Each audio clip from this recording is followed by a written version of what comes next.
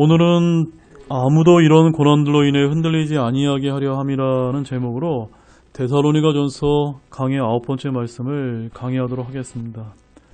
중심구절은 3절 말씀을 보게 되면 아무도 이런 고난들로 인해 흔들리지 아니하게 하려 함이라고 하는 이런 제목과 중심구절을 가지고 여러분들과 하나님의 말씀을 살펴보기를 원합니다. 오늘 본문 말씀은 성도들이 장차 환난을 당하게 될 것을 알고 이런 고난들로 인해 흔들리지 아니해야 하는 그런 귀한 내용을 담고 있습니다. 불과 몇 년 전 한국교회가 성장과 부흥의 정점에서 하강을 하고 있을 시기에도 이 말씀은 제게 그렇게 크게 와닿지 않았던 것 같습니다. 그러나 하나님을 두려워하지 않는 올바르지 못한 정치 지도자들이 잘못 세워져서 사방에서 이제 교회들이 큰 어려움을 많이 겪다 보니 오히려 오늘 본문 말씀의 상황이 남의 일만 같지 않게 여겨지는 것이 솔직한 심정입니다. 그래서 과연 어떤 면에서 볼 때 코로나로 인해 당하는 지금의 교회가 겪는 이 어려움이 꼭 부정적인 것만은 아니라고 저는 그렇게 생각을 하고 있습니다. 지난주에 제가 몇몇 성도분들과 이야기를 나누며 들은 바로는 한국교회가 성장과 부흥에 취해서 하나님의 말씀에서 이탈한 부분이 있고 경건하지 못한 부분도 생겨난 것 같다는 말을 제가 참으로 많이 듣게 되었습니다. 그때 저는 그런 이야기를 들으면서 어쩌면 한국교회가 코로나로 인해 겪는 이 어려움이 그동안 성경적으로 잘못된 부분이 있는 한국교회의 내부 문제점을 정화시키고 본질적으로는 성장과 프로그램 중심의 사역에서 하나님 말씀 중심의 사역으로 바뀌는 긍정적인 면이 있지는 않았나 저는 그렇게 생각을 하고 있습니다. 코로나 이전에 많은 교회의 사역이 각종 행사나 프로그램 위주였다면 포스트 코로나 시대 이후에는 그야말로 교회가 말씀 중심의 사역이 아니면 안 되는 그런 시대가 되었기 때문입니다. 맞습니까? 네. 지금 설교나 이런 말씀 중심이 되지 않으면 안 되는 그런 시대가 이제 열리게 된 것입니다.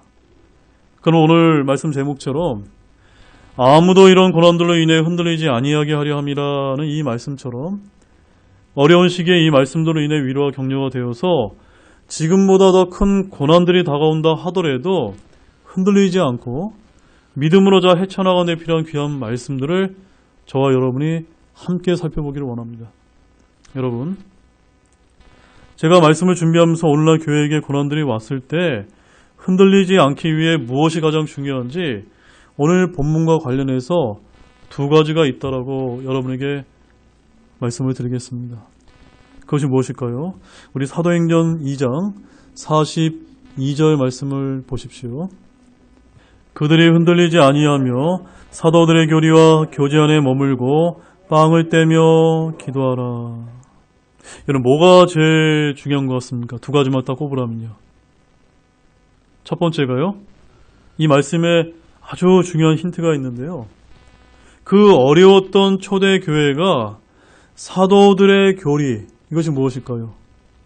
즉 말씀 안에 머물러 있었다는 것을 이제 알려주는 것이고, 그 다음으로는 또 무엇이 있습니까? 말씀이 있는 모임 안에서 서로 교제 안에서 빵을 떼며 서로 기도했기 때문에 그 어려운 고난에서도 흔들리지 않을 수 있었다라고 우리에게 알려주고 있는 것입니다. 따라서 첫 번째가 무엇입니까? 첫째가 하나님의 말씀이요, 둘째는 지체들 간의 교제라는 것입니다. 말씀과 교제, 이것이 우리 교회 생활의 전부입니다. 우리가 여기 이렇게 많은 인원도 아니고 더 좋은 환경에 있는 교회도 아닌데 왜 모여 있습니까? 그 첫 번째는 하나님의 말씀 때문입니다. 아멘이세요? 제가 말씀을 더 잘 전해서도 아니고 우리 손에 하나님께서 섭리로 보존해 주신 성경이 있다고 믿기 때문이 아닙니까? 그렇기 때문에 아무리 어려운 고난이 있다 하더라도 이 말씀만 굳게 붙들면 저와 여러분 쉽게 흔들리지 않을 수 있다라는 믿음을 가지시기 바랍니다. 에베소서 4장 14절 말씀 한번 보십시오. 이것은 우리가 이제부터 더 이상 아이가 되지 아니하여 사람들의 속임수와 몰래 숨어서 속이려 하는 자들이 사용하는 간교한 술수로 말미암아 교리의 모든 바람에 이리저리 흔들려 밀려다니지 아니하고. 지금 이 시대는 주님이 오실 그 마지막 때에 가까운 시대이기 때문에 거짓 교사와 거짓 가르침이 난무하는 이런 시대입니다. 이럴 때일수록 우리가 하나님의 분명한 말씀을 통해서 아주 정확하고 바른 교리 안에 머물러 있어야만 어떻게 되지 않는 겁니까? 이리저리 흔들리지 않을 수 있는 것입니다. 이것이 제일 중요합니다. 그 다음에 말씀만 있으면 됩니까? 또 교리만 있으면 됩니까? 그렇기 때문에 교회가 딱딱해집니다.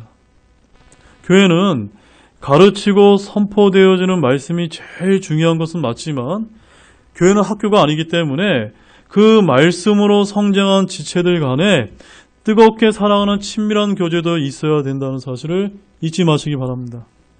즉 말씀을 붙들고 교제가 튼튼하면 어떨까요, 여러분? 그렇기 때문에 지체들의 믿음이 쉽게 흔들리지 않을 수 있는 것입니다. 맞습니까, 여러분? 말씀이 좋고 그 말씀 안에서 교제하는 그런 교제의 모임이 뜨겁게 연결이 되어 있다면 그 어떤 사람이 오더라도 우리 교회가 너무나 좋은 교회다라고 그렇게 고백하지 않을 수 없을 것입니다. 만약 저와 여러분들이 어떤 어려운 일을 당해서 믿음이 흔들린다면 다른 지체가 함께 격려하고 위로해 줌으로써 같이 견딜 수 있기 때문입니다. 베드로전서 1장 22절 말씀 보십시오. 너희가 성령을 통해 진리에 순종함으로 너희 혼을 깨끗하게 하여 거짓 없이 형제들을 사랑하기에 이르렀으니 순수한 마음으로 뜨겁게 서로 사랑하라. 순수한 마음으로 뜨겁게 서로 사랑하기 위해서 선행되어야 될 것이 무엇입니까?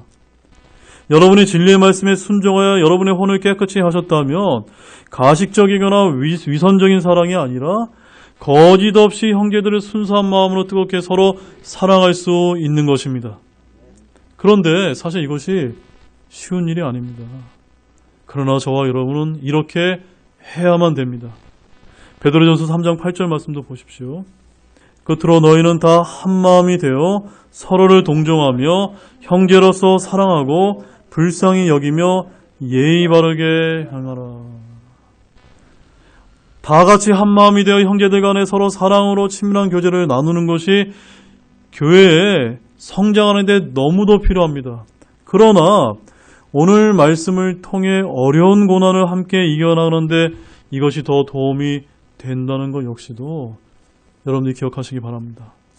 그러나 여기서 우리가 잊어서는 안 되는 점은 지체들 간의 교제 시 서로 예의 바르게 행해야 된다는 것입니다. 어떻게 행해야 된다고요? 예의 발라야 됩니다.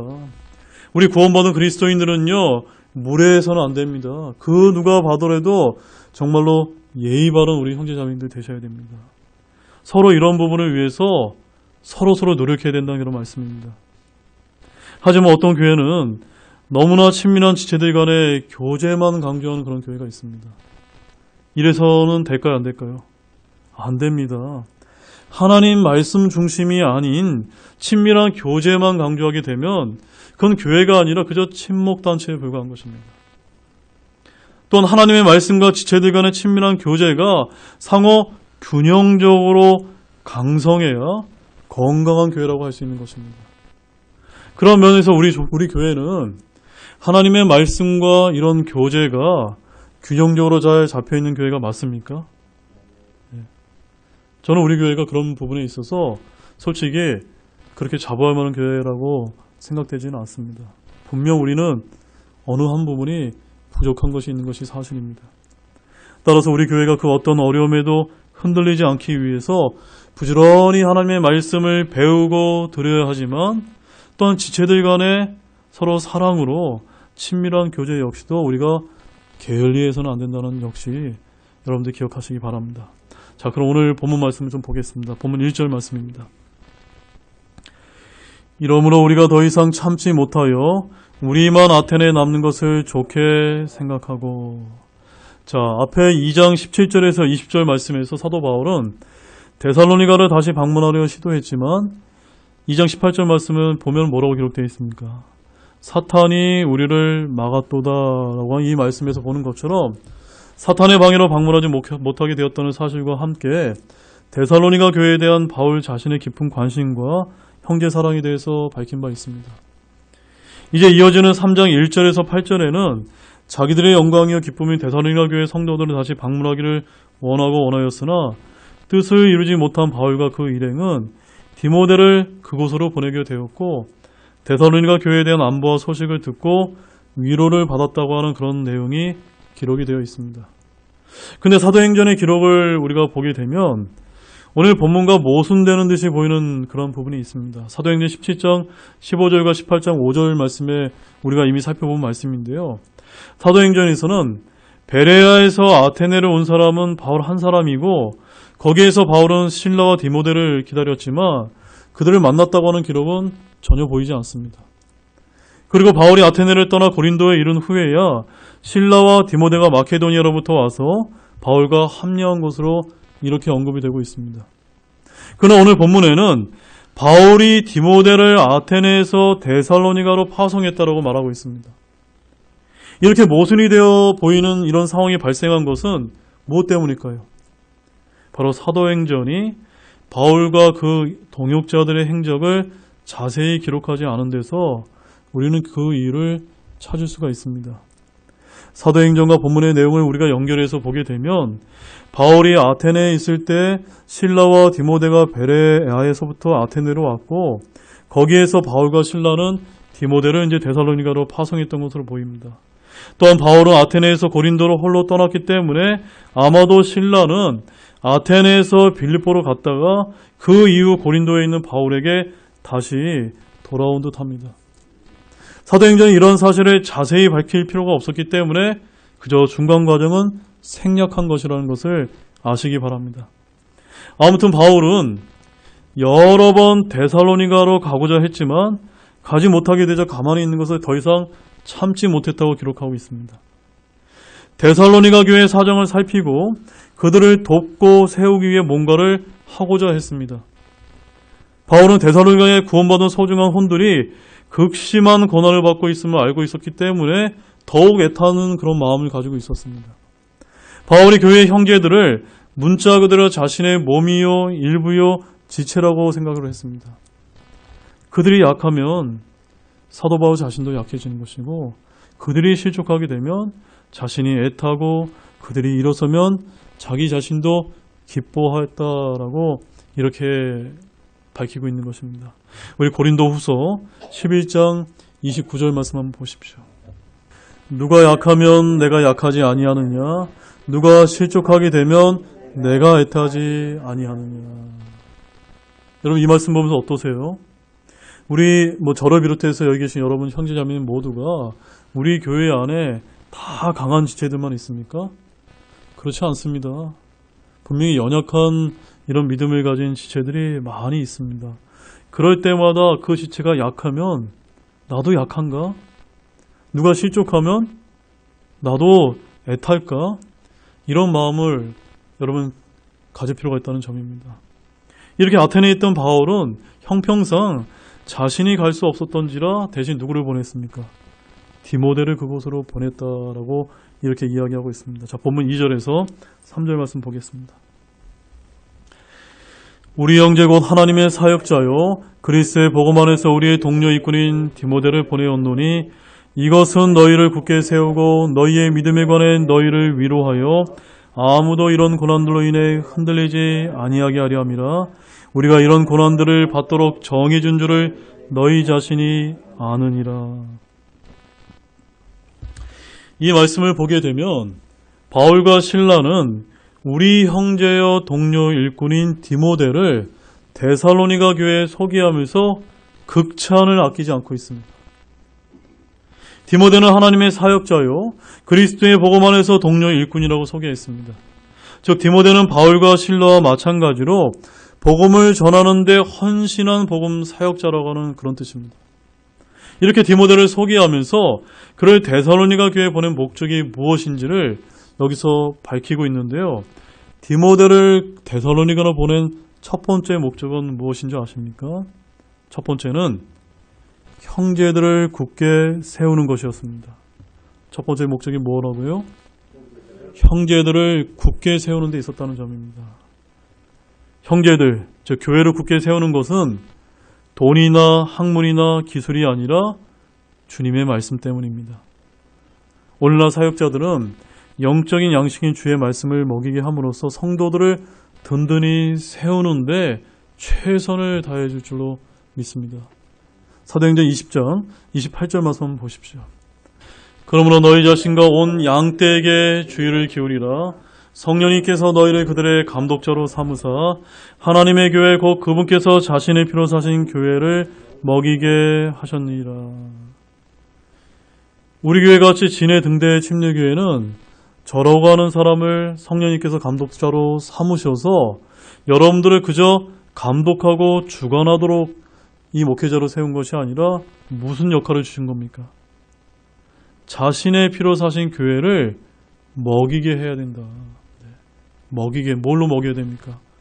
하나님의 말씀으로 영적인 양식을 공급해야 된다는 것입니다. 바울은 디모데를 지역교회 사역자로 보낸 것이지 데살로니가 교회의 부흥사로 보낸 것이 아닙니다.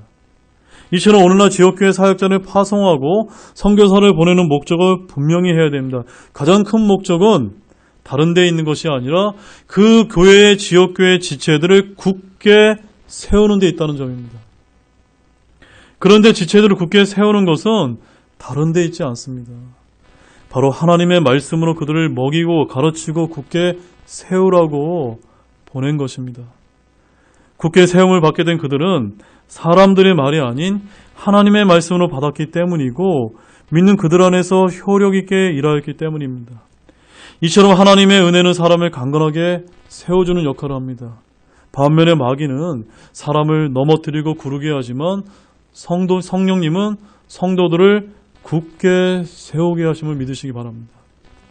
그 다음에 디모데를 보낸 두 번째 목적은 고난받는 성도들을 위로하기 위해서였습니다. 두 번째가 뭐라고요? 고난받는 성도들. 사역자는 대언의 말씀으로 성도들을 세우고 권면하고 위로를 해야 됩니다. 자, 고린도전서 14장 3절 말씀 한번 보십시오. 그러나 대언하는 자는 사람들에게 말하여 그들을 세우고 권면하며 위로하나니.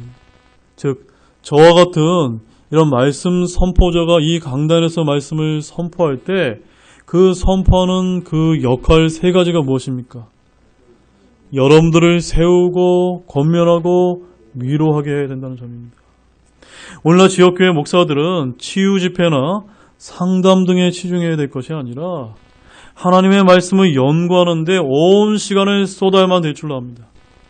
위로가 필요하고 세워주고 권면이 필요한 성도들에게 들어야 될 하나님의 말씀을 부지런히 연구해 설교를 통해 선포하는데 저의 모든 열정을 쏟아부어야 된다는 점입니다. 바울과 더불어 모든 환난 중에서 고난을 받았던 디모데는 하나님께 위로를 받을 때 받았던 그 위로를 힘입어 그들을 말씀을 통해서 위로할 수 있었던 것입니다. 하나님께서는 낙담하는 자들을 위로하시는 데 사용하시는 방법이 무엇인지 아십니까? 그것은 다름이 아니라 하나님의 말씀을 가르칠 수 있는 사람을 보내시는 것입니다. 우리 고린도후서 7장 6절에서 7절 말씀 보십시오. 그럼에도 불구하고 낙담한 자들을 위로하시는 하나님께서 디도를 오게 하사 우리를 위로하시되 그를 오게 한 것뿐 아니라 그가 너희 안에서 위로받을 때 얻은 그 안위로 위로하셨나니 그가 너희의 간절한 소망과 너희의 애곡과 나를 향한 너희의 뜨거운 마음을 우리에게 고하였으므로 내가 더욱 기뻐하였느니라. 하나님께서 어떻게 위로하신다고요? 귀한 사역자나 형제들이나 지체들을 보내서 여러분들을 위로케 하신다는 것입니다. 바울은 자신이 주께 받은 위로를 데살로니가 성도들에게 하나님의 사역자인 디모데를 보내서 위로하게 했던 것입니다. 그래서 골로새서 4장 8절 말씀에 뭐라고 기록되어 있냐면 내가 그를 같은 목적으로 너희에게 보내었노니 이것은 곧 그가 너희의 형편을 알고 너희 마음을 위로하게 하려 함이라. 이렇게 말씀하고 있습니다. 그 다음에 디모데를 보낸 세 번째 목적은 무엇이냐면 고난으로 인해 흔들리지 않게 하기 위해서였다는 점입니다. 세 번째가 무엇입니까? 고난으로 인해서 흔들리지 않게 하기 위해서 했다는 점입니다. 우리가 주님께 받은 위로가 있을 때 성도들은 극심한 고난이라도 거뜬히 견디고 이길 수가 있습니다. 고난 중에서 승리하는 것은 고난이 제거되기 때문이 아니라 고난 가운데 공급이 되어지는 주님의 위로와 평강과 은혜가 있기 때문입니다. 즉 주님이 주시는 위로의 말씀이 여러분에게 있기 때문입니다. 사도 바울은 디모데를 보내어서 그들의 고난을 없애주거나 고난에서 해방시켜주는 것이 아닙니다. 고난 속에서 견딜 수 있고 이길 수 있도록 하려는 데 목적이 있었습니다. 즉 아무도 이런 고난들로 인해서 흔들리지 아니하게 하려 함이라. 이게 무슨 말입니까? 고난이 있단 말입니까? 없단 말입니까? 고난은 있습니다. 중요한 것은 고난은 찾아올 수밖에 없는데 저와 여러분이 흔들리지 않게 하는 것이 중요하다는 것입니다. 그러면서 우리는 고난이 없는 삶을 기대할 수가 없고 기도할 수도 없습니다. 그래서 3절 하반절에 뭐라고 또 이야기하고 있습니까? 우리가 이런 고난들을 받도록 정해준 줄을 너희가 스스로 아느니라. 여러분 이걸 알고 계셨습니까? 여러분의 삶 가운데 어떠한 고난들이 있으십니까? 그런 고난들은 어쩌면 정해진 것이다. 우리가 이 말씀을 통해서 이런 확신을 좀 얻기 바랍니다. 성도들은 이 땅이나 이 세상에서 칭찬이나 존귀나 영광을 받도록 정해진 것이 아니라 고난들을 받도록 정해졌음을 알아야만 합니다. 주님께서는 성도들이 환난을 당하지만 자신이 세상을 이겼기 때문에 기운을 내라고 말씀하십니다. 요한복음 16장 33절 말씀 한번 보십시오. 너희에게 이 일들을 말한 것은 너희가 내 안에서 평안을 누리게 하려 함이니라. 세상에서는 너희가 환난을 당할 터이나 기운을 내라. 내가 세상을 이겼노라 하시니라. 기운이 나십니까? 누가 기운 내라고 말씀해 주고 계십니까? 우리 주님께서 저와 여러분을 위해서 십자가에서 죽으시고 묻히시고 부활하신 우리의 구원자 예수 그리스도께서 저와 여러분으로 하여금 내가 세상을 이겼으니까 좀 기운 좀 내라. 내 안에서 평안을 누려라. 근데 우리는 자꾸 어디로만 가려고 합니까? 세상에서 우리의 기쁨과 평안을 찾으려 하기 때문에 환난이 끊이지 않는 것입니다. 또한 바울 역시도 성도들이 많은 환난을 거쳐서 하나님의 왕국에 들어가게 될 것이라고 이렇게 말했습니다. 사도행전 14장 22절 말씀도 한번 보십시오. 제자들의 혼을 굳건하게 하며 그들을 권면하여 믿음 안에 거하게 하고 또 우리가 반드시 많은 환난을 거쳐 하나님의 왕국에 들어가야 하리라 하더라. 우리가 반드시 어디를 거쳐야 된다고요? 많은 환난을 거치게 되어 있다. 오늘날 기독교가 왜 이렇게 망가졌는지 아십니까? 이러한 고난의 복음을 전하지 않았기 때문입니다. 성공과 출세와 축복만을 강조하는 그런 기복주의 신앙만을 전하다가 보니까 이런 코로나와 같은 이런 어려운 시기가 다가왔을 때 그냥 바람에 흔들리는 것입니다. 그런데 오늘 저희들이 사도 바울을 통해서 또 사도들을 통해서 전달되는 이 분명한 말씀이 무엇입니까? 너희들에게 환난은 그치지 않는다. 너희들에게 고난은 정해져 있다. 주님 안에서 평강을 누리고 주님 안에서 기운을 내라는 것입니다. 그리스도인은 그리스도 안에서 의롭게 하나님의 뜻대로 살고자 할 때는 반드시 핍박을 받는다는 것을 항상 기억해야 합니다. 반대로 만약 핍박을 받지 않는다고 생각이 되면 그것은 하나님의 뜻대로 살고자 하는지 결국 자신의 상태를 한번 점검해 볼 필요가 있습니다. 디모데후서 3장 12절에는 이런 말씀이 있습니다. 참으로 그리스도 예수님 안에서 하나님의 뜻대로 살고자 하는 모든 자는 핍박을 받을 터이나. 어떻게 하면 핍박을 받는다고 얘기했습니까? 하나님의 뜻대로 살고자 하는 그리스도인들은 이 세상에서 결코 우리는 편하지가 않는다는 겁니다. 이처럼 우리는 성경이 그리스도인들이 당하는 고난에 대해 말씀하신 것을 잘 알아두시기 바랍니다. 그래야 우리의 믿음이 흔들리지 않을 수 있기 때문입니다. 제가 한 5가지만 간단하게 좀 말씀을 드리겠습니다. 우리가 흔들리지 않을 수 있는 그런 방법이 무엇이냐면 첫 번째, 잘 행하고도 그것으로 인해 고난을 당하고 참으면 억울한 것이 아니라 하나님께서 받으실 만한 것이라고 베드로전서 2장 20절에서 말씀하고 있습니다. 두 번째는 예수님께서 우리를 위해 고난을 당하심으로 우리에게 본을 남기사 우리가 자신의 발자취를 따르게 하셨다라고 베드로전서 2장 21절에서 말씀하십니다. 그 다음에 세 번째는 의로 인하여 고난을 당하면 행복한 자니 무서워하거나 불안해하지 말라고 하셨습니다. 이것은 베드로전서 3장 14절에서 말씀하십니다. 그 다음에 네 번째는 선을 행함으로 고난을 받는 것이 하나님의 뜻이라고 베드로전서 3장 17절 말씀에서 강조하고 계십니다. 마지막 다섯 번째는 우리는 고난을 받도록 정해진 자라는 생각으로 자신을 무장해야 된다라고 베드로전서 4장 1절에서 이렇게 여러 번 저와 여러분이 고난 가운데 어떤 믿음을 가져야 되는지를 강조하고 있는 것입니다. 우리 본문 4절 말씀 보겠습니다. 우리가 너희와 함께 있을 때 우리가 환난당하는 것을 참으로 너희에게 미리 말하였는데 과연 그렇게 되었고 너희가 그것을 아느니라. 바울은 과거 자신들이 데살로니가 성도들이 예고했던 내용을 상기시키고 있습니다. 여기에서 미리 말하였는데 라고 하는 이 의미는 장차 환난을 받을 것에 대해 이미 사전에 말했었음을 뜻하는 그런 뜻입니다. 그만큼 바울은 데살로니가 교회에 환난이 임할 것을 확신했습니다.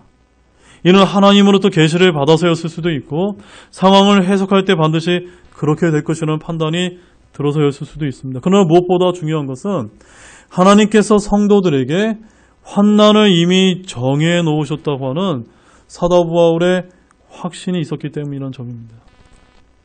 그래서 3절 하반절 말씀에 우리가 이런 고난들을 받도록 정해준 줄을 너희 자신이 아느니라. 한번 다시 한번 읽어보실까요? 우리가 이런 고난들을 받도록 정해준 줄을 너희 자신이 아느니라. 여러분이 아셔야 된다. 이렇게 이야기하고 있는 것입니다. 이처럼 사도 바울은 데살로니가 성도들이 복음으로 인해 이미 환난을 반드시 당하게 될 것을 확신하였던 것입니다. 그리고 바울은 성도들에게 복음을 전할 때에도 그들에게 주의 말씀을 가르칠 때부터 이미 환난당할 것을 가르쳤다는 사실 역시도 저와 여러분은 주목할 필요가 있습니다. 바울은 결코 그리스도인들에게 성공신학이나 은사주의나 기복주의를 가르친 것이 아닙니다. 사도 바울은 구원받은 성도들이 당하게 될 환난을 미리 말해주었고 과연 그렇게 되었습니다. 여기서 우리는 오늘날 목회자들이 교회에서 무엇으로 성도들을 양육하고 가르쳐야 될지를 아주 분명히 알아야 된다고 믿습니다.